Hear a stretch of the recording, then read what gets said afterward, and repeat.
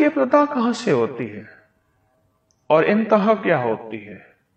اس کی ابتدا سب سے پہلے ہمارا بچھونا ہے. مجھے اس دن ایک دانا آدمی نے عجیب بات کہی. کہنے لگے کہ ایک میت اگر گھر میں ہے تو اس کے لیے اب چارپائی نہیں ہوتی. گھر میں تو چارپائی چلی گئی، چارپائی کی جگہ پر بیڈ آ گئے. اس میت کو اٹھانے کے لیے چارپائی نہیں ہوتی. پھر کسی غریب کے گھر سے یا سروینٹ کوارٹر سے وہ چارپائی اٹھا کے لاتے ہیں اور اس میں میت کو رکھتے ہیں. بڑی انوکھی بات بتائی. جب سے ہماری زندگی میں چارپائی گئی ہے اور نیچے سونا گیا ہے، اس دن سے ہم معذور ہو گئے ہیں. اور پھر چارپائی تو ویسے گئی اور نیچے سونا بھی گیا، اور اگلا کام جو شروع ہوا وہ یہ شروع ہوا، بیڈ اور میٹریس. بیڈ بھی کوئی حرج نہیں، اس کے اندر بھی تختہ ہوتا ہے، اور اگر اس پہ کچھ نرم چیز بچھا دی جائے اور سو جائے تو کوئی حرج نہیں. لیکن فوم اور یہ میٹرس جو ہے اس نے تو ہماری زندگی کو نچوڑ لیا ہے. کہیں پانی پڑا ہو، آپ فوم کا ٹکڑا اٹھا کے رکھتے ہیں، وہ پانی کو نچوڑ لیتا ہے. فوم کے ٹکڑے سے وہ پانی کو نچوڑ لیتا ہے. جب انسان سوتا ہے تو اس کے جسم کو فوم ایسے نچوڑتا ہے. اس کے جسم، اس کے خون، اس کے گوشت، اس کی جلد، اس سے جسم کو نچوڑتا ہے اور ہمیں محسوس نہیں ہوتا. جب چارپائی والی نیند، چارپائی کا اٹھنا بیٹھنا، یا ہم گھر میں چارپائی نہیں بھی رکھ سکتے لیکن فوم سے نجات حاصل کریں. فوم سے. اور فوم ہماری زندگی میں آخری ایک زہر ہے جس کا شاید مداوا نہ ہو، اور یہ نظام بڑھتا چلا جا رہا ہے. فوم کا استعمال بڑھتا چلا جا رہا ہے اور بہت تیزی سے بڑھ رہا ہے. فوم کا استعمال اور تیزی سے بڑھ رہا ہے، اور یہ بیماری بھی تیزی سے بڑھ رہی ہے. بعض گاڑیوں کی گدیاں، سیٹیں، موٹر سائیکل کی بعض ایسی سیٹیں جو مہروں اور کمر کے درد اور ڈسک کے مسائل کا ذریعہ بنتی ہیں. کچھ چیزیں ایسی ہیں جو ہماری زندگی کو متاثر کر رہی ہیں، اور کچھ چیزیں ایسی ہیں ہم سب سے پہلے ان اسباب پہ غور کریں. ہم بھی کیسے نادان ہیں. کوئی چیز ہو، درد کی گولی کھانا شروع کر دیتے ہیں، بام لگانا شروع کر دیتے ہیں، حکیموں کی پوڑی کھانا شروع کر دیتے ہیں. کیوں؟ اصل سبب پہ نظر رکھیں کہ اس مرض کا سبب کیا ہے. بنیادی وہ کانٹا کیا ہے جس نے ہماری چلتی سواری اور گاڑی کو روک دیا. اچھا، گاڑی کے بارے میں ہم بہت سمجھدار ہیں.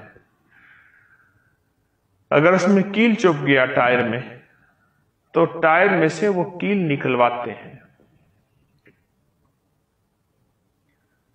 اور پھر کیل نکالنے کے بعد پھر گاڑی کو رواں دواں کرتے ہیں. ہماری زندگی میں وہ کیل چبھا ہوا ہے اور ہم گولیاں کھائے جا رہے ہیں. کیوں گولیاں کھا رہے ہیں؟ پھر اس کے بعد اور بیماریاں، ایک کے بعد دوسری، دوسری کے بعد تیسری بیماری بڑھتی چلی گئی. میرا مشورہ یہی ہے کہ ہم کیس کو پہلے، سب سے پہلے اس کو غور کریں کہ مرض تھی کہاں اور ہے کہاں، اور مرض کی بنیادی وجہ کیا ہے. جب آپ مرض کی بنیادی وجہ کو دیکھیں گے اور چیک کریں گے تو پھر مرض کی بنیادی وجہ پہ آپ کی نظر ہوگی. پھر ایک احساس ہوگا کہ اصل کیس یہ ہے، اصل مرض یہ ہے، پھر آپ کو احساس ہوگا۔ تو میرا مشورہ ہے سب سے پہلے ایک تو اپنی سیٹ پہ نظر رکھیں جو آپ بیٹھتے ہیں، اور پھر سونا۔ کتنے گھنٹے ہم سوتے رہتے ہیں، اور کتنے گھنٹے ایسی نشست پہ یا ایسے جو ہے بستر پہ سوتے ہیں جو ہمارے جسم کو نچوڑتا رہتا ہے اور ہمارے جسم کو کھینچتا رہتا ہے اور ہمارا جسم چڑھتا رہتا ہے۔ اس پہ آج تک نظر ہی نہیں۔ ہم سے پہلے بوڑھوں کو کیوں نہیں یہ تکلیفیں ہوتی تھی، اور پھر ہم سے پہلے خواتین، بچے بھی زیادہ ہوتے تھے اور ان کے ہاں یہ تکلیف نہیں ہوتی تھی۔ آج کی خاتون تو ایک بچے کے بعد ٹے کے بغیر نہیں بیٹھ سکتی۔ وہ پرانی روایتی چیزیں استعمال کی جاتی تھی اور وہ پرانی روایتی نظام استعمال کیا جاتا تھا، اور اس پرانی روایتی چیزوں کی وجہ سے وہ کمر، وہ مہرے، وہ اعصاب اور وہ جوڑ سلامت ہوتے تھے، سلامت ہوتے تھے۔ پھر گھٹنے نئے نہیں پڑتے تھے، سلامت ہوتے تھے۔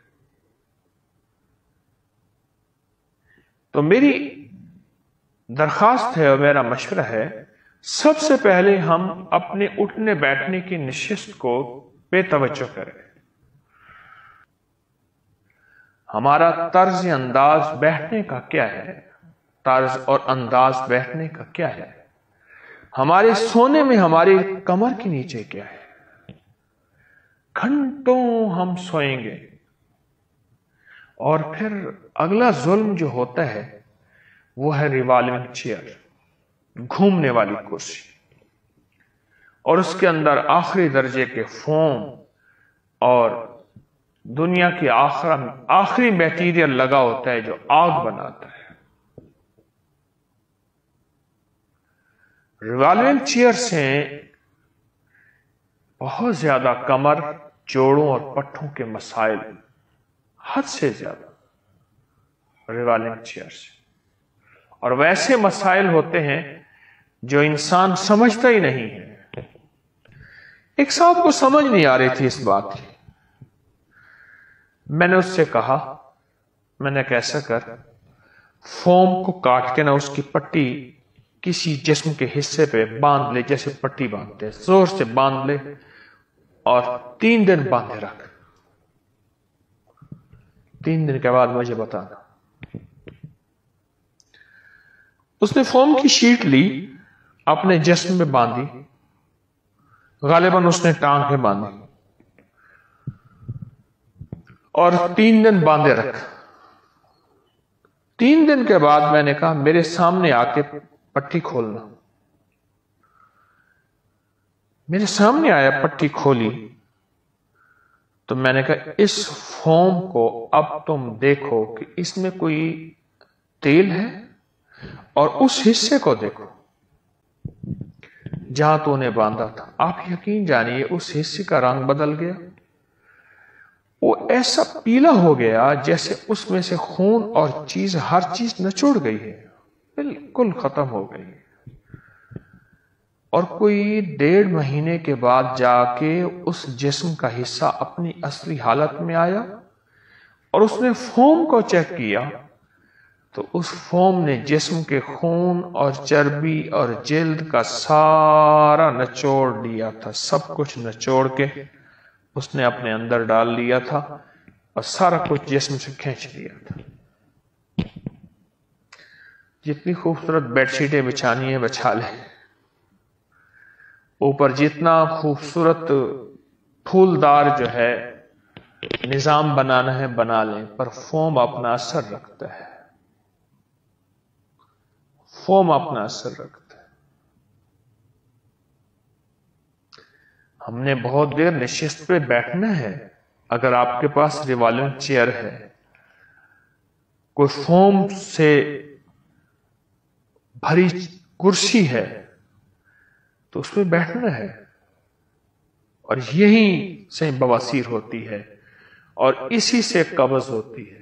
میرے پاس بسوں کے ڈرائیور، ٹرکوں کے ڈرائیور جو 12 گھنٹے، 14 گھنٹے، 24 گھنٹے چلتے ہیں، پیٹ کا بڑھنا، قبض، بواسیر، گیس، بادی تبخیر، وہ بہت پھکیاں، پاؤڈر، دوائیاں بہت کھاتے ہیں، اور پھر ان کی غذا وہ ہوتی ہے جو ٹرکوں کے اڈوں پہ جو ہے وہ مسالہ دار چیزیں بہت زیادہ استعمال ہوتی ہیں، تیز چیزیں بہت استعمال ہوتی ہیں، غذا وہ ادھر بیٹھنا ایک خطرناک حالت میں۔